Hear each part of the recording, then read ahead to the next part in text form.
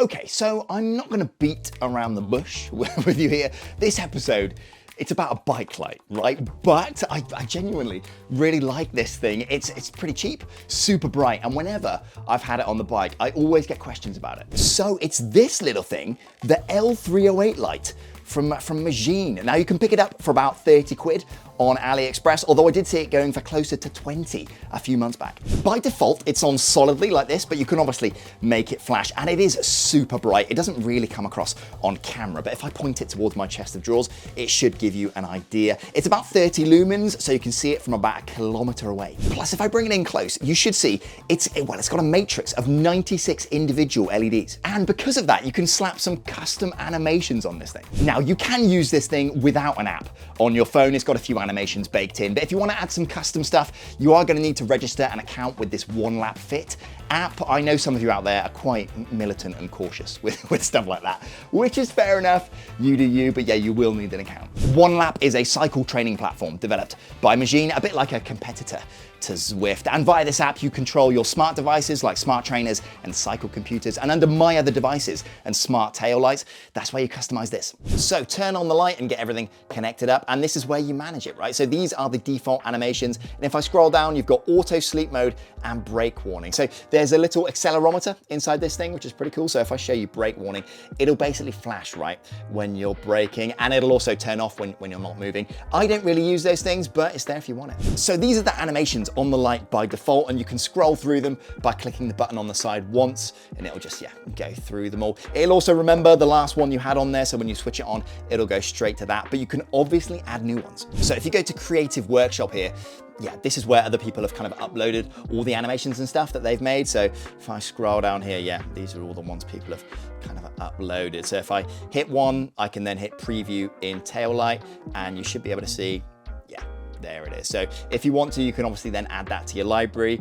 And if I scroll down, there's one here that I quite like. So set of balls there, if you fancy that. If I keep going, there it is, this kind of like little winky face here. So I'll click on that, preview in tail light, and boom, that's the one I actually used on the thumbnail there. So if you want to add that in, hit that little star icon, and then it's added into your library. But if you want to, you can obviously create your own stuff, right? So if I hit create here, you've got a choice between pattern, GIF, and scrolling message. Now, scrolling message is the worst one, in my opinion. I'll quickly show you. So if I go in, I'll enter text, hello, hit generate, and then it generates here the individual frames for it, right? So if I hit preview, do dim brightness there. The scroll speed is just a little bit too slow. I wish it moved a bit faster. It's not super legible. I'll quickly show you pattern here. So hit create, hit pattern, and I'll just draw whatever. So a little squiggly line there. Hit next step, and then you can have it solid, flashing, or pulsing. So if I go,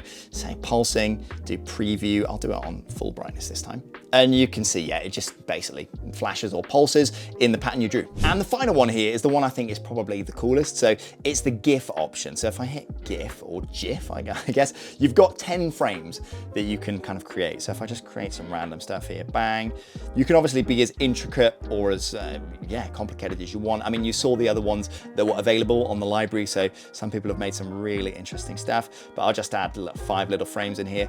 And then you can set the playback speed, right? So if I set it down to say 3 frames a second and I hit preview, I'll put that on there, and then you can see bum, bum, bum, bum, bum. So it'll just preview the GIF that you created. But I did do quite a cool one, so let me show you. So if I go to emoji library, the one in the middle here, you'll see this is the one that I just created, but I made this one earlier. So I'll click that, and you can see it says Trace Velo. Pretty sick. I think we can agree.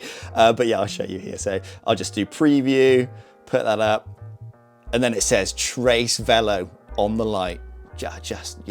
Can you get any cooler than that? I don't think so. So there we go. That's the whole deal with this little thing.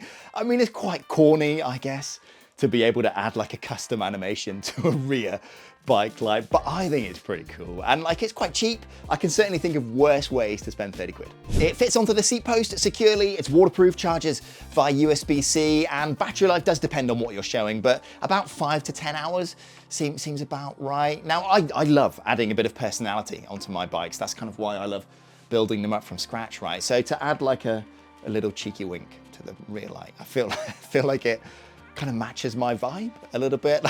I'm sure There are so many of you out there that think this is utterly stupid, and that's fair enough. But I think it's pretty cool. So I'll put a link in the description down below. Yeah, thanks for watching, and I'll see you next time. Ciao. It's the bonus clip time.